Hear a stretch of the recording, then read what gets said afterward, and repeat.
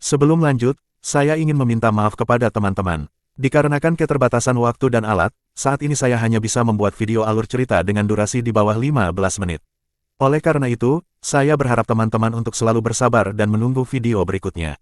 Saya berjanji akan selalu membuat video setiap minggunya untuk menghibur teman-teman sekalian.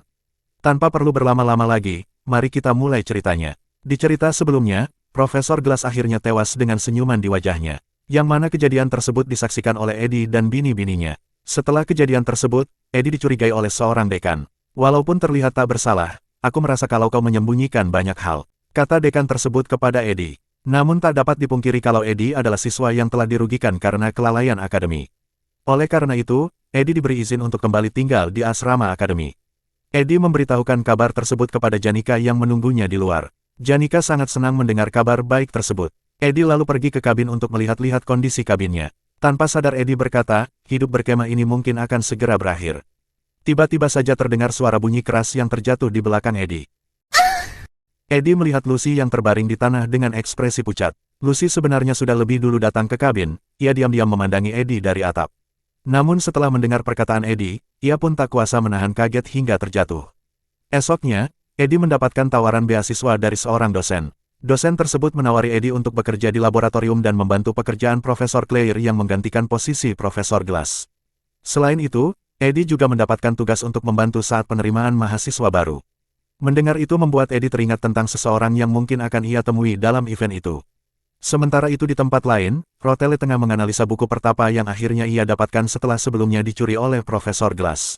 Rotelle sedikit tergoda untuk menjual buku tersebut kepada ayah Eddie dengan harga yang mahal.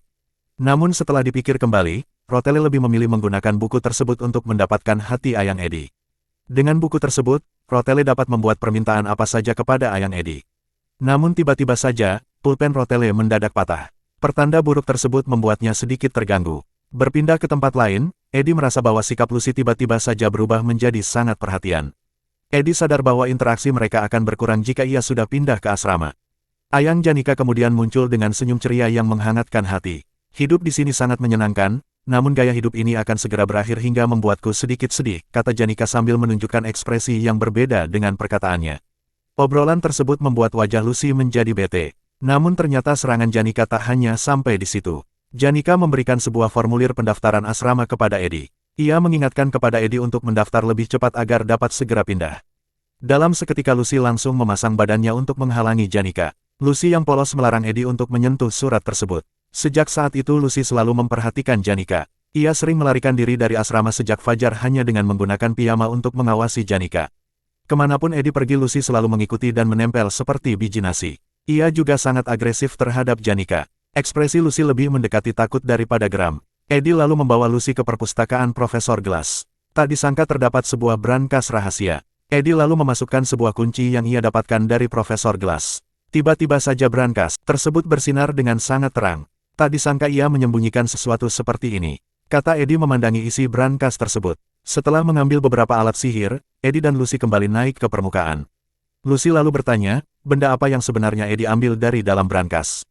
Benda tersebut adalah sebuah alat sihir legendaris yang berbentuk cincin. Cincin tersebut dapat membawa kekuatan sihir dari masa depan ke masa kini. Namun setelah menggunakan alat tersebut, penggunanya tidak akan mampu bertarung dalam waktu yang lama. Pada akhirnya Eddie hanya dapat menggunakan cincin tersebut di saat sedang terpojok saja. Namun tak disangka, Eddie mempunyai sebuah ide untuk menggunakan cincin tersebut saat membuat kontrak dengan sebuah roh spirit. Semakin besar kekuatan yang Eddie pinjam dari cincin maka semakin tinggi juga tingkatan roh spirit yang bisa ia kontrak. Sesampainya di atas Lucy bertanya kepada Eddie, apakah benar kalau Eddie ingin pindah ke asrama akademi? Lucy berharap kalau Eddie akan tetap tinggal di kabin. Eddie sadar bahwa pertanyaan itu bukanlah pertanyaan yang mudah untuk dikatakan Lucy.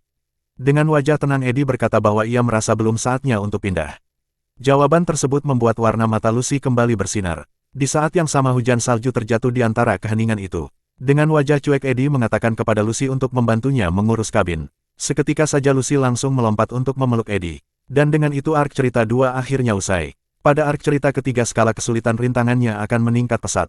Dimulai dengan pertikaian antara Tuan Putri Poenia dan Rotelle yang bersaing untuk menjadi ketua OSIS. Para figur penting dan musuh baru juga akan memasuki akademi sebagai siswa angkatan baru.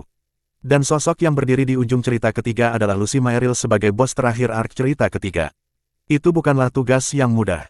Namun untuk saat ini Eddie akan mengesampingkan kecemasannya itu. Setelah melihat ekspresi Lucy yang belum pernah ia lihat, Eddie dapat memastikan bahwa apapun yang terjadi di arc cerita berikutnya, ia dan Lucy pasti akan baik-baik saja. Musim dingin akhirnya datang. Pekerjaan Eddie pun bertambah. Ia harus membersihkan salju yang menumpuk. Eddie memutuskan untuk menuntaskan pekerjaan yang menumpuk hari ini. Sebab besoknya ia akan memulai tugas beasiswanya. Ia begitu iri melihat Lucy yang tertidur nyenyak di ranjangnya. Dengan mengambil resiko Eddie mencoba untuk membuat kontrak dengan Marilda, sebuah roh spirit tingkat tinggi yang menjaga hutan. Eddie menggunakan cincinnya untuk meningkatkan kekuatan sihirnya. Adegan kemudian berganti pada Janika yang sedang duduk manis sambil tersenyum memandangi minumannya. Janika sedang bersama dengan teman-temannya. Mereka adalah Anis dan Clara. Clara mengingatkan bahwa Janika sudah berada di titik yang berbahaya. Ia sudah naksir berat kepada Eddie. Awalnya Clara sudah dengan ikhlas memberikan restu kepada Eddie dan Janika. Namun setelah melihat sikap Janika, Clara merasa bahwa Janika sedang menuju ke salah satu bad ending cerita romansa. Clara mengatakan bahwa Janika harus membuat Eddie haus akan dirinya. Ia tak bisa menerima apabila Janika harus menjalani cinta bertepuk sebelah tangan. Para roh spirit mendukung aksi Clara yang menceramahi Janika. Clara menyuruh Janika untuk segera mencari solusi. Clara akan pulang ke rumah keluarganya di saat libur musim dingin. Oleh karena itu ia cukup khawatir dengan Janika. Anis mendukung penuh apa yang dikatakan oleh Clara. Namun Anis tak menyangka bahwa Clara akan memberikan restunya begitu mudah. Walaupun semua orang menilai Eddie dengan cukup baik, Clara mempunyai opini yang berbeda terhadap Eddie. Anis adalah asisten profesor terbaik. Ia mempunyai kemampuan akademis yang luar biasa. Tak hanya itu ia juga mampu menangani semua tugas penting dengan sangat baik. Staf akademi yang berpengalaman bahkan mengakui dirinya sebagai siswa yang sangat dapat diandalkan. Ia adalah sosok penasehat terbaik. Alasan laboratorium pribadi Profesor Claire yang berantakan ini bisa selalu rapi adalah karena kemampuan kepengurusan Anis. Dia mampu mengumpulkan informasi pribadi yang hampir setara dengan tingkat menguntit. Bagi Anis hubungan manusia hanyalah soal bergonta-ganti topeng. Saat ini ia mempunyai waktu kosong untuk mencari informasi terkait Eddie dan latar belakangnya. Ia terus membaca informasi Eddie sembari melakukan tugasnya yang lain. Dari informasi yang ada ia menyimpulkan bahwa Eddie hanyalah orang yang tak berbakat dan tidak menunjukkan kemampuan yang mengesankan selama kelas 1. Pada akhirnya Anis berpendapat bahwa Eddie hanyalah anak manja yang memiliki kemampuan seperti sampah. Dengan mengeluarkan sedikit senyum Anis memutuskan untuk melakukan sesuatu kepada Eddie. Profesor Claire bahkan tak menyangka akan melihat ekspresi Anis yang belum pernah ia lihat. Adegan lalu berpindah pada Eddie yang berterima kasih kepada kepala pelayan Bel karena sudah membantu mencucikan pakaiannya di musim dingin. Pelayan Bel kemudian bercerita bahwa terdapat satu orang murid angkatan baru yang sudah mendaftar ke asrama. Dan murid tersebut bernama Tanya Rod Tyler, adik kandung dari Eddie sang pria sejuta pesona. Adikku sudah datang, sepertinya masa liburan akan merepotkan, kata Eddie dengan wajah yang kesulitan. Adegan lalu berpindah pada Ziggs yang sedang berolahraga di kabin Eddie. Ziggs memberitahukan kepada Eddie bahwa ia akan pulang ke kampung bersama dengan Elka selama libur musim dingin. Ziggs mengingatkan kepada Eddie untuk tidak terlalu memaksakan diri dalam berlatih. Eddie sedang berusaha untuk melatih sihir tingkat menengah dengan kekuatan sihirnya yang masih sedikit. Walaupun terlihat dingin, Ziggs sebenarnya adalah orang yang baik dan perhatian. Eddie lalu meminta bantuan Ziggs untuk membersihkan perpustakaan Profesor Glass. Ia berniat menjadikan perpustakaan tersebut sebagai ruang kerja pribadinya. Sebagai imbalannya Eddie memberikan Ziggs sekantong uang. Ziggs sangat menghormati kerja keras Eddie. Namun ia mengingatkan kepada Eddie untuk tidak terlalu memaksakan diri. Sementara itu Eddie sudah membuat jadwal kerjaan yang sangat banyak selama libur musim dingin. Hari ini Eddie akan menjalankan tugasnya sebagai penerima beasiswa. Profesor Claire terlihat buruk setelah begadang selama 44 jam. Oleh karena itu, Anis sebagai asisten profesor dengan segera membagi tugas kepada Eddie dan kawan-kawan. Mereka akan bersiap-siap untuk mengawasi ujian siswa angkatan baru. Ujian tersebut seharusnya ditangani oleh Profesor Glass, namun kali ini Profesor Claire yang akan menjadi penanggung jawab. Eddie tak menyangka kalau Klebius akan terlibat dalam event ini. Klebius bertugas mengambil suplai yang telah dipesan. Onyx bertugas membantu pekerjaan Profesor Claire. Dan Eddie akan bertugas bersama Anis untuk melakukan survei di lapangan. Di balik semua itu Anis ternyata berencana untuk menggoda Eddie. Ia berniat untuk menunjukkan sifat buruk Eddie kepada Janika dan Clara. Eddie dan Anis kemudian pergi ke Gunung Oron, sebelah barat akademi. Setelah berjalan lama, Anis dan Eddie beristirahat sejenak. Anis mulai melancarkan aksinya dengan mulai memuji-muji Eddie. Eddie dengan santai menjawab kalau ia tak mempermasalahkan itu. Ia hanya fokus untuk menyelesaikan pekerjaannya dengan segera. Anis lalu melancarkan serangan keduanya, ia mulai melakukan kontak fisik dengan merangkul tangan Eddie. Anis juga bercerita kalau ia dan Eddie memiliki nasib yang sama setelah dibuang oleh keluarganya. Ia berhasil melalui masa sulit itu dan menjadi orang yang lebih mandiri dan dewasa. Setelah menceritakan masa sulitnya, ia mengeluarkan sisi manisnya untuk memikat Eddie. Tak cukup dengan itu, Anis melakukan serangan agresif dengan berpura-pura jatuh hingga akhirnya diselamatkan oleh Eddie. Ia bahkan berpura-pura tersipu di depan Eddie. Sedangkan Eddie hanya melihat itu dengan ekspresi wajah yang datar. Anis tak menyangka bahwa Eddie ternyata cukup sulit untuk ditaklukkan. Namun yang paling ia tak sangka adalah Eddie mempunyai tubuh fisik yang sangat bagus. Ia mengira bahwa Eddie hanyalah anak bangsawan yang manja, tapi setelah melihatnya secara langsung ternyata Eddie cukup kompeten dalam pekerjaannya.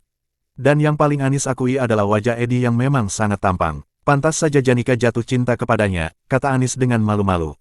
Tanpa sadar Anis telah terpikat pada pesona Bang Eddie. Ia akhirnya menyadari itu dan akan lebih mempersiapkan dirinya untuk menjebak Eddie. Sementara itu Eddie hanya memandangi gunung salju dengan berbagai pikiran. Ia sedang memikirkan cara untuk menghadapi adiknya yang akan menjadi salah satu villain dalam cerita ini. Tanya adalah seorang anak yang jenius dalam politik, sosok yang sangat cocok sebagai pemimpin keluarga bangsawan. Tanya bertujuan untuk menjadi siswa angkatan baru pertama yang menjadi ketua OSIS dalam sejarah Akademi Sylvania. Pelayan Bel mengatakan kalau Tanya telah sampai di asrama lebih cepat dari yang lain. Dia melakukan itu untuk mengamankan markas kekuatannya sebelum sekolah dimulai. Oleh karena itu Eddie akan bersiap-siap lebih dahulu untuk mengantisipasi pergerakan Tanya. Namun masalahnya bagaimanakah Tanya akan memperlakukan Eddie sebagai anak yang telah dibuang. Eddie sendiri bahkan tak bisa menebak hal itu. Eddie seharusnya adalah villain yang hanya muncul sebentar di awal cerita dan lalu menghilang. Dia benar-benar karakter sampingan dalam cerita game. Oleh karena itu tak ada petunjuk yang bisa dia ikuti. Itu sebabnya masalah ini tidak akan bisa ia atasi, karena sangat sulit untuk mengetahui bagaimanakah Tanya akan memperlakukan Eddie. Sementara itu di tempat lain, terlihat seorang wanita yang sedang berada di dalam kereta dan menuju ke akademi. Perempuan tersebut mengetahui seluruh bintang-bintang yang berada di Akademi Sylvania. Ia sangat mengetahui siapa saja orang-orang yang mempunyai bakat hebat, terutama sang penyihir jenius yang sangat luar biasa terkenal. Dia sangat mengagumi mereka dan akan membaur di tengah mereka untuk menjalani kehidupan akademi yang memuaskan. Dan tugas pertama yang akan ia lakukan adalah menyingkirkan sampah akademi yang bernama Eddie. Yap, inilah dia sosok yang Eddie ceritakan. Tanya Rottweiler, sang adik tsundere yang memandang rendah kakaknya. Tanya melaporkan rencananya kepada ayahnya melalui sebuah surat. Surat tersebut membuat sang ayah tersenyum lebar dan sangat mengharapkan keberhasilan putrinya. Tanya berjanji akan memenuhi ekspektasi ayahnya terhadap dirinya. Rencana pertama Tanya adalah mendapatkan respek dari semua orang yang berada di akademi, oleh karena itu ia memulai dengan mengundang beberapa senior untuk melakukan pesta teh. Tanya bercerita kepada senior tersebut bahwa ia membutuhkan sebuah bantuan untuk mengusir kakaknya yang sangat mengganggu. Tanya menceritakan semua hal jelek tentang Eddie kepada senior tersebut, namun tiba-tiba saja perkataan Tanya berhenti di tengah jalan setelah melihat perubahan ekspresi senior tersebut. Tanya lalu teringat dengan peringatan yang ayahnya berikan untuk berhati-hati dengan senior tersebut. Dalam seketika, bulu kuduk Tanya berdiri hingga membuatnya merinding. Tak disangka, senior yang berada di depan Tanya saat ini adalah Rotele. Rotele mendengarkan semua cerita jelek tentang Eddie yang diceritakan oleh Tanya dengan senyum iblis di wajahnya. Dan cerita pun bersambung di part berikutnya.